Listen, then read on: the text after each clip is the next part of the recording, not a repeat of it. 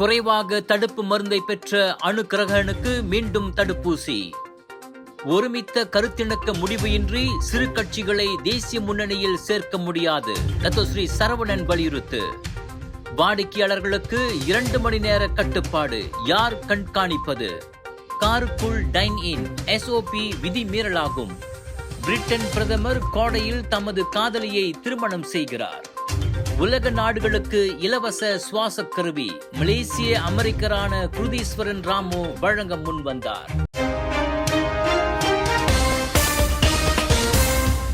சிறு சிறு கட்சிகளை தேசிய முன்னணியில் சேர்த்துக் கொள்வது தொடர்பாக தேசிய முன்னணி தலைமைத்துவம் இதுவரை எங்களிடம் விவாதிக்கவில்லை என்று மாய்காவின் தேசிய துணைத் தலைவர் டத்தோஸ்ரீ சரவணன் தெரிவித்தார். அரசாங்கத்தில் இந்திய சமூகத்தை பிரதிநிதிக்கக்கூடிய மற்றும் தேசிய முன்னணியில் அங்கம் வகிக்கும் மிகப்பெரிய கட்சியாக மாய்கா இருந்து வருகிறது. இந்தியர்கள் சம்பந்தப்பட்ட மற்ற கட்சிகளை சேர்ப்பது குறித்து மாய்காவிடம் தேசிய முன்னணி தலைமைத்துவம் இதுவரை விவாதிக்கவில்லை என்று வணக்கம் மலேசியாவுக்கு வழங்கிய நேர்காணலில் மனிதவள அமைச்சருமான டத்தோஸ்ரீ சரவணன் தெரிவித்தார்.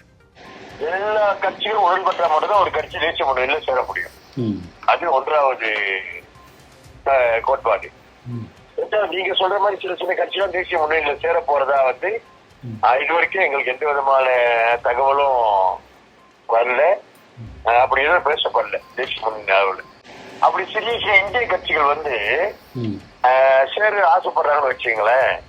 நான் நினைக்கிறேன் இந்த இந்த கூப்பாடு டிரான்சி எம்பி பண்டிதன் அவர்கள் IPF தலைவராக இருந்த காலகட்டத்திலிருந்து இன்னைக்கு வரைக்கும் இந்த கூப்பாடு இருந்துகிட்டே தான் இருக்கு. நம்ம தேசிய முன்னணியில சேரணும், தேசிய முன்னணியில சேரணும்னு.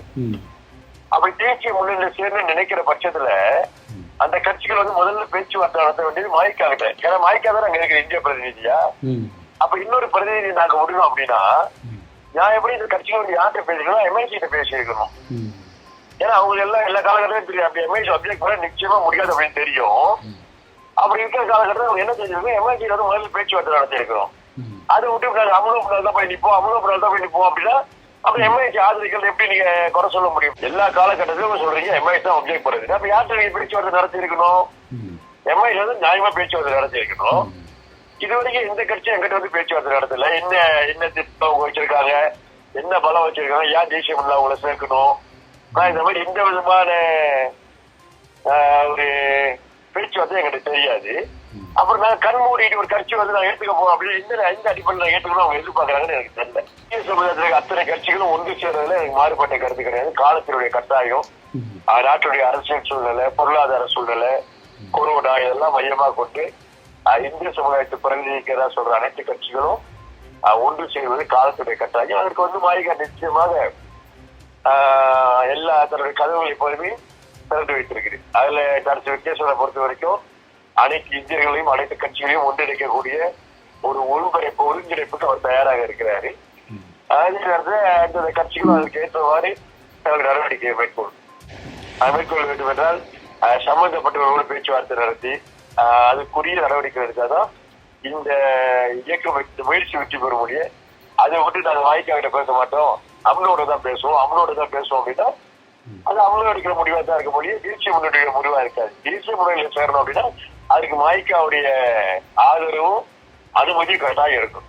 இதனிடையே பால் விற்பனையாளர் கணபதி போலீஸ் தடுப்பு காவலில் மரணம் அடைந்த விவகாரம் தொடர்பாக பிரதமரிடம் பேச்சு நடத்தப்பட்டதா என்று வினவப்பட்ட போது அமைச்சரவையில் பிரதமருடைய கவனத்தை கொண்டு செல்லப்பட்டது. பிரதமர் அவர்கள் உள்துறை அமைச்சருக்கு இது குறிப்பான தீவிர விசாரணை நடத்தி அதற்கான முக்கிய காரணங்களை அறிந்து மக்களுக்கு தெரிவிக்கப்படி பிரதமர் படித்திருக்கிறார்.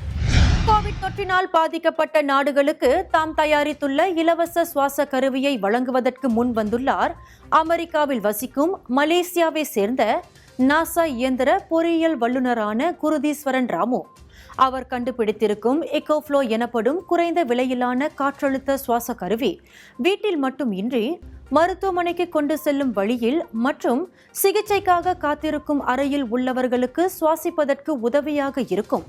மிகவும் மோசமாக தீவிர சிகிச்சை பிரிவில் அனுமதிக்கப்பட்டவர்கள் கூட செயற்கை சுவாச கருவி சாதனத்திற்கு பதிலாக முழுமையாக எக்கோஃப்ளோ கருவியை பயன்படுத்த முடியும். இலவசமாகவே அந்த சுவாச கருவியை மருத்துவமனைகள் மருத்துவ ஊழியர்களுக்கு வழங்கப் போவதாக 34 வயதுடைய குருதீஸ்வரன் தெரிவித்தார். எங்களது இலக்கு எக்கோஃப்ளோ தயாரிப்பின் விவரங்களை இலவசமாக தெரிவிப்பதுதான்.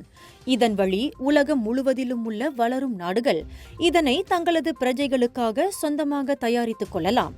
தாமும் தமது குழுவை சேர்ந்த இதர 9 பொறியியலாளர்கள் 1000 யூனிட் சுவாச கருவிகளை தயாரித்து மிகவும் மோசமாக பாதிக்கப்பட்ட நாடுகளுக்கு அனுப்பவிருப்பதாக குருதீஸ்வரன் தெரிவித்தார்.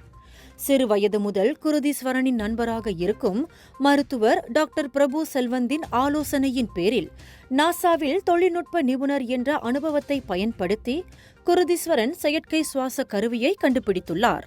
பிரபுவின் குடும்பத்தினரைப் போலவே குருதீஸ்வரனின் பெற்றோர்களும் 30 ஆண்டுகளுக்கு முன் அமெரிக்காவுக்கு குடியேறினர். அவரது தந்தையான அலோஸ்தாரை சேர்ந்த ராமு ஆறுமுகம் முன்னாள் ராணுவ வீரர் ஆவார். அவரது தாயார் வசந்தி எதுராஜு தெலுங்கு இந்தானை சேர்ந்தவர். கோவிட் தொற்று பரவலால் பல நாடுகளில் சுகாதார முறை பெரும் நெருக்கடிக்கு ஆளாகி இருக்கின்றது. குறிப்பாக செயற்கை சுவாச கருவியில் கடுமையான பற்றாக்குறை ஏற்பட்டது.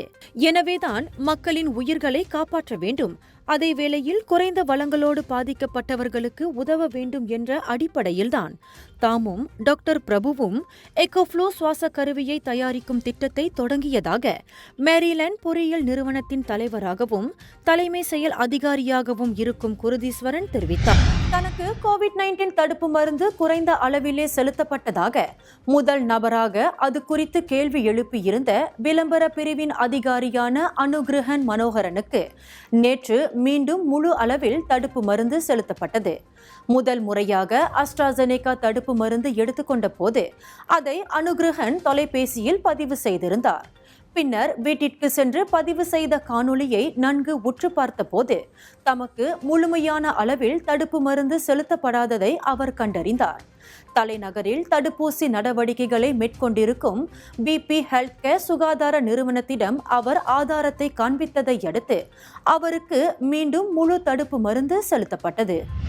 பிரிட்டன் பிரதமர் போரிஸ் ஜான்சனும் திருமணம் நிச்சயம் செய்யப்பட்ட தமது காதலியான கேரி சைமன்ஸும் எதிர்வரும் ஜூலை 30ஆம் தேதி திருமணம் செய்யவிருக்கின்றனர். 56 வயதான ஜான்சனும் 33 வயதான சைமன்ஸும் 2019ஆம் ஆண்டு தொடங்கி டவுனிங் ஸ்ட்ரீட்டில் ஒன்றாக வசித்து வருகின்றனர். அவர்களுக்கு ஒரு மகனும் உள்ளார். போரிஸ் ஜான்சனுக்கு இது 3வது திருமணமாகும். வர்த்தக தலங்களிலும் பேரங்காடியிலும் வாடிக்கையாளர்களுக்கு நிர்ணயிக்கப்பட்டிருக்கும் 2 மணி நேர கட்டுப்பாட்டிற்கு மலேசிய பேரங்காடிகள் சங்கம் எதிர்ப்பை தெரிவித்துள்ளது. அந்த கட்டுப்பாட்டினை அமல்படுத்துவது நடைமுறையில் சாத்தியமில்லை என்று அச்சங்கம் கூறியுள்ளது. பேரங்காடிக்குள் வாடிக்கையாளர்களின் நடமாட்டத்தை கண்காணிப்பது கடினம். ஒவ்வொரு வாடிக்கையாளர்களையும் நிறுத்தி பேரங்காடிக்குள் அவர்கள் நுழைந்த நேரத்தை கடை பணியாளர்கள் பரிசோதித்துக் கொண்டிருக்க முடியாது. அதற்கு தங்களுக்கு அதிகாரமும் இல்லை என்று அச்சங்கம் குறிப்பிட்டது. வாடிக்கையாளர்கள்தான் அரசாங்கம் விதித்திருக்கும் அந்த நேர கட்டுப்பாட்டினை கடைபிடிப்பதை உறுதி செய்ய வேண்டும். அவர்கள் அதை கடைபிடிக்க தவறும் போது அபராதத்தை பேரங்காடிகள் மீது விதிப்பது ஏற்றுக்கொள்ள இயலாது என்று அந்த சங்கம் மேலும் கூறியது. காருக்குள் வாடிக்கையாளர்களுக்கு டைனின் உணவு பரிமாறும் சேவையை வழங்க உணவகங்களுக்கு அனுமதி இல்லை. நடப்பில் உணவகங்கள், கடைகள் ஆகியவற்றில் இருந்து வாடிக்கையாளர்கள் உணவை பொட்டலமிட்டு எடுத்து செல்லவே அனுமதிக்கப்படுகிறது. கடைக்கு வெளியில் நிறுத்தப்பட்டிருக்கும் காருக்கு சென்று உணவை பரிமாற உணவகங்களுக்கு தடை விதிக்கப்படுவதாக சரவா போலீஸ் ஆணையர் டத்தோ ஐடி இஸ்மாயில் தெரிவித்தார்.